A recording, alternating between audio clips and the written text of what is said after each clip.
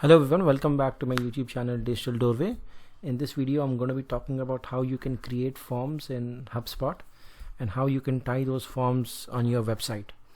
Okay, so please watch this video till the end to understand about this. So to go to the forms feature, click on marketing, and in lead capture you'll find the forms. If you click on it, you'll be taken to this dashboard. As you can see, you'll be shown all the forms which are published and also those forms which are in draft mode. You will also be shown the number of views that this form has had, what is the number of submissions, the submission rate, and which pages it appears on.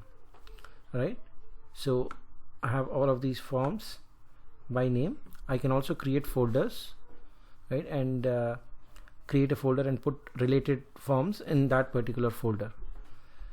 Right, so let's get started. Click on create form over here. So there are two types of forms that HubSpot has. One is the regular form, which you can add on your website or on your landing page, right, and you can collect leads from there. The second type of form is the pop-up form, which is when you go to a certain page or web page or landing page, a pop-up appears on exit intent or after a certain duration or after a certain percentage of page scroll. Like for example, if you have scrolled down 25% or 50%, you will be shown a pop-up form. Right, so I'll show you the pop-up form for this. As you can see over here, the moment I clicked it, this form appeared, this pop-up appeared. I'm just going to go ahead and show you this one. For example, I click on next, and there are four types of pop-ups. First is the pop-up box, which is kind of a page takeover. Right, as if you can see, there are this is the last part, thank you for your submission. And to give you an example of this, I will just go to this website.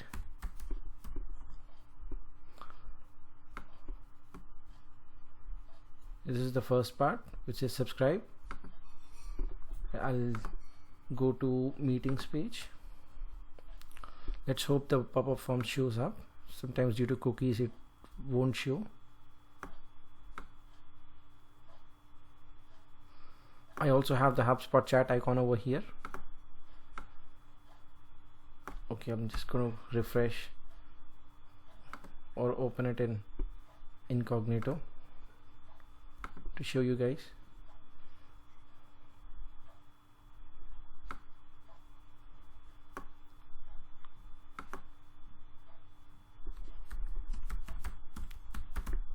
Sorry, bear with me with that.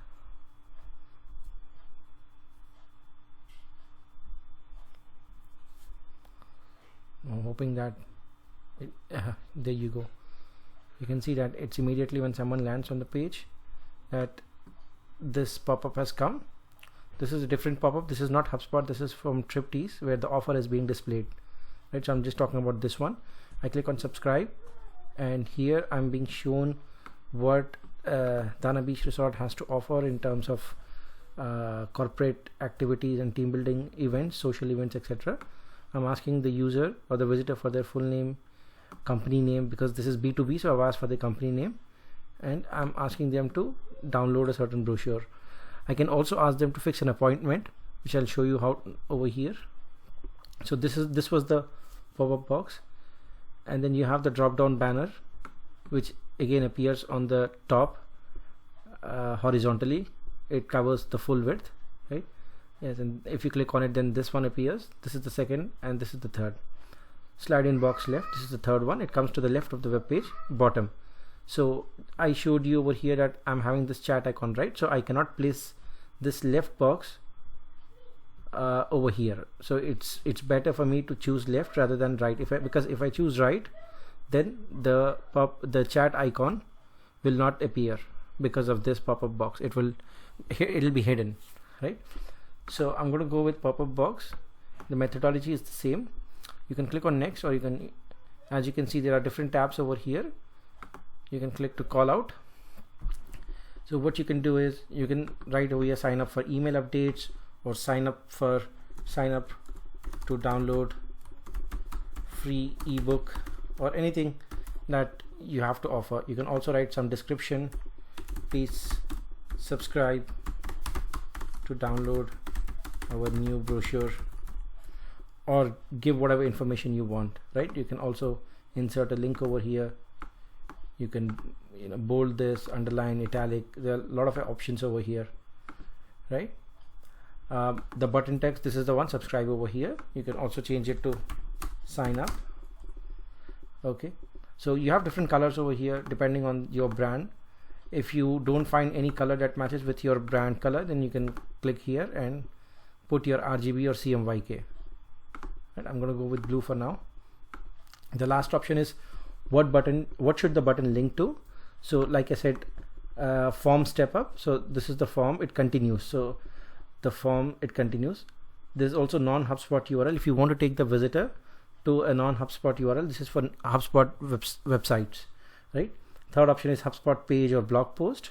This is to a HubSpot page, as it states very clearly, or to HubSpot hosted blog. File download, if you want to take them file. Meeting link, this is what I was telling you about. Meeting link, we can choose a meeting link that you have, right? And you can also calendar event. Once you put a calendar event, then the next three, they don't show up, they're locked, right? And you can put the start date and the end date, time zone, location, and the details, right? So I'm not going to go with this, but you can see that how powerful HubSpot's forms are. They let you do everything within the form itself, right? The pop-ups. So I'm going to go with form step, and I'm going to go to the next step. I forgot to mention that you can also upload the image, which I showed you over there. If you upload an image, it will come to the left like this, right? Now to the form. So what you inserted over here, sign up for free ebook, will also show as the main heading over here. You can add a different email body. Thank you for showing interest, or anything along those lines. First is the email. You can also click, obviously you should be adding more fields, so either first name, you can also add phone number, right?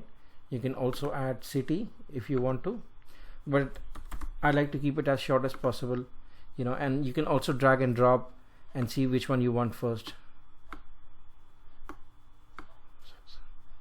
Yeah,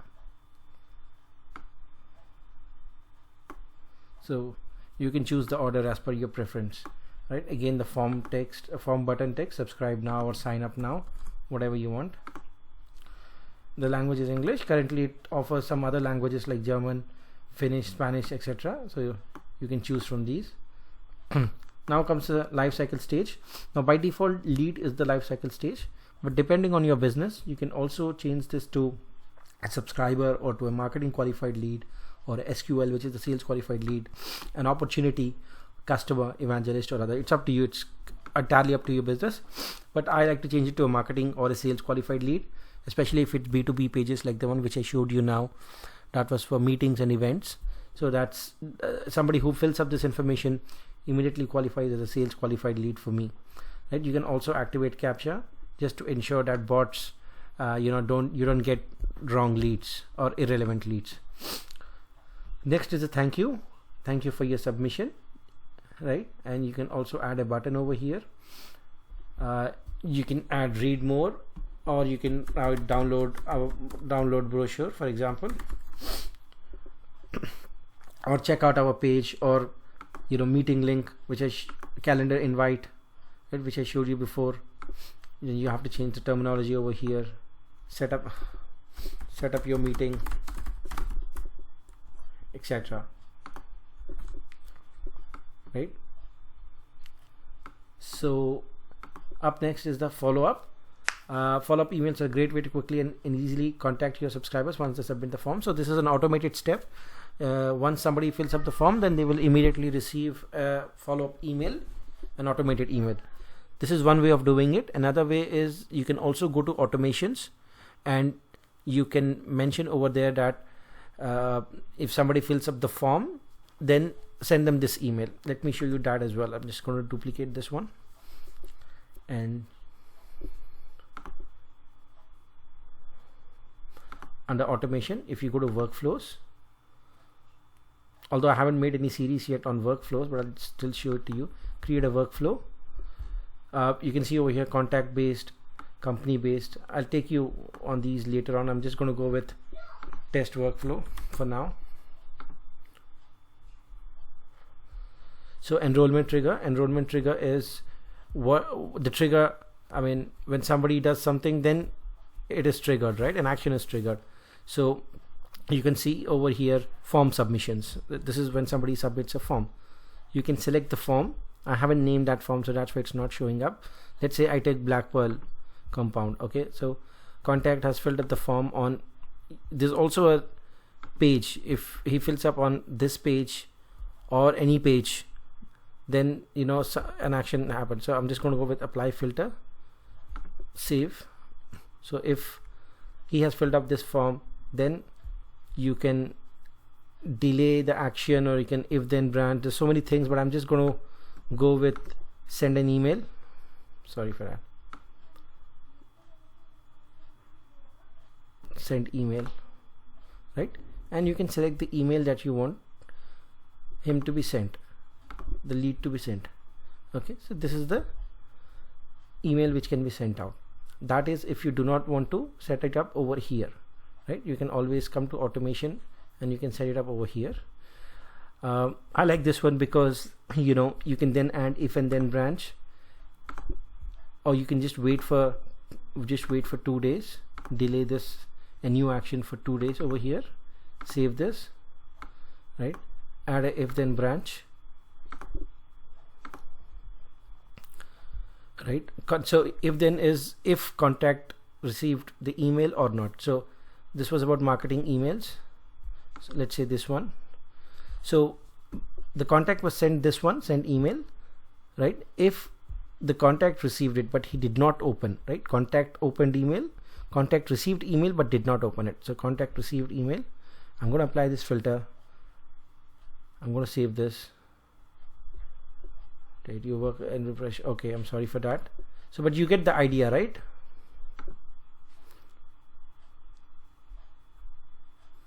Okay.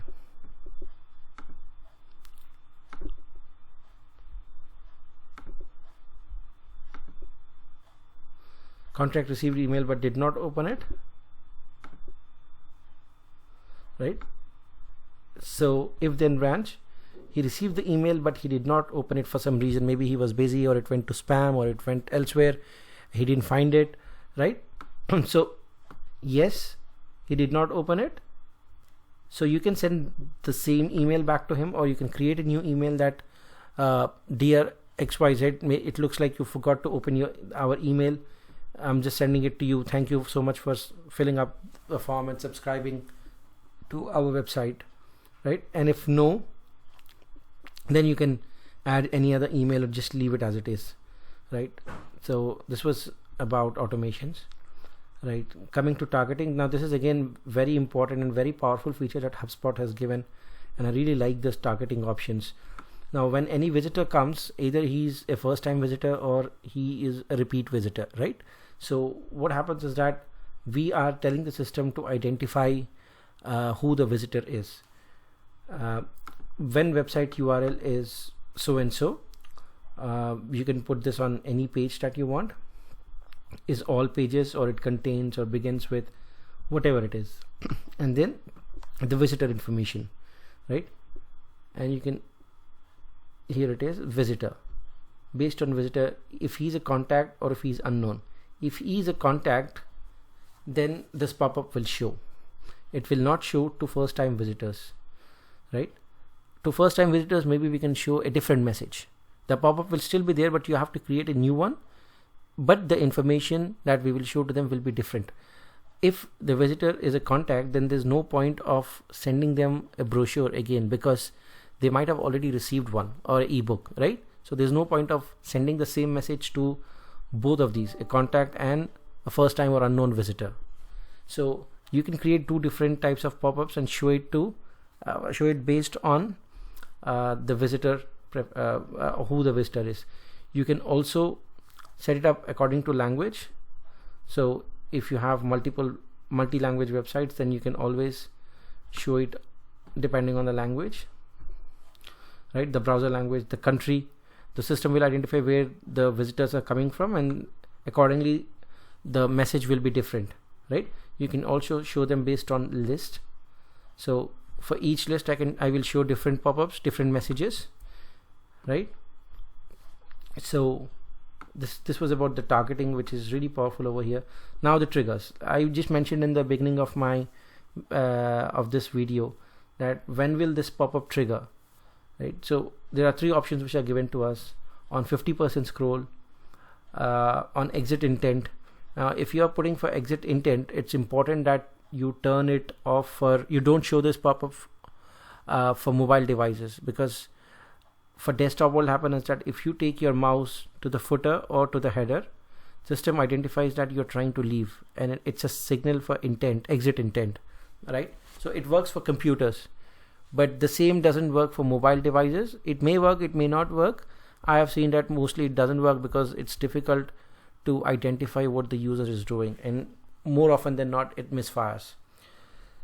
But it's entirely your choice, and you can also put it based on duration after elapsed time. But for this one I prefer to check your Google Analytics report and see how much time is being spent by average time being spent by a visitor. For example, let me show you that as well.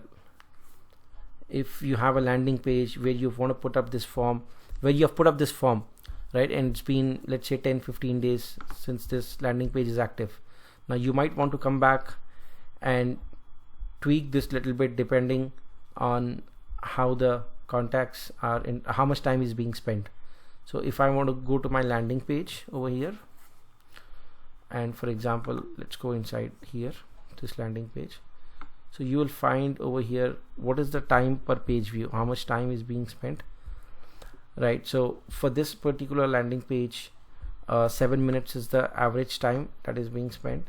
So why do I want to show it this pop-up immediately after 7 seconds for this particular landing page?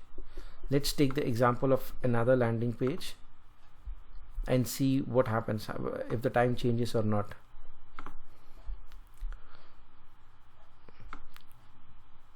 You see over here just showing 3 minutes, right? So this is the average time being spent by user for this particular landing page. So obviously I would, depending on my reports that HubSpot is showing me, I will tweak this a little bit. I will not show the pop-up after 7 seconds. Maybe I'll show it after 15 or 20 or 30 seconds, right? So triggering, this is really important. It has three things. Number one is which page, which landing page, or which web page or which website you want to show this pop-up, number one. Number two is visitor information and behavior, right? You can add rules over here, you can add exclusions. So I really like this. You can hide you can hide the pop-up for so and so filter. You can apply the filters, right? And the third one is triggers. When will the pop-up show up? I next come to options. You want to start immediately or schedule it for later. It's up to you. And this is what I was telling you, turn off pop-up form on small screen sizes. So what happens is that on mobiles the pop-up takes up a lot of space on the footer, and it overwhelms the web page. So small devices, it's not really recommended to show the pop-ups. So you can turn it off. By default it shows turned off, because HubSpot understands that pop-ups don't really work well on mobile devices, but you have the option of turning it on as well. The next one is show dismissed pop-up form again after. If somebody dismisses the pop-ups, then you can show them after so and so time period, right? When the contacts are captured or when the leads are captured, which email do you want to send them to? So you can add lists, or you can also add single emails, right? You come to preview. This is what I just did now.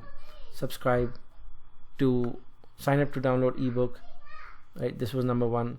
So basically there are 3 steps, 1, 2 and 3. There's not more than 3. Okay. Second one is where the form shows, right? And third one is the thank you message, right? Now you can also view this on tablet, how it shows, and also on mobile. You can see this pop-up has been turned off on phone side screens, right?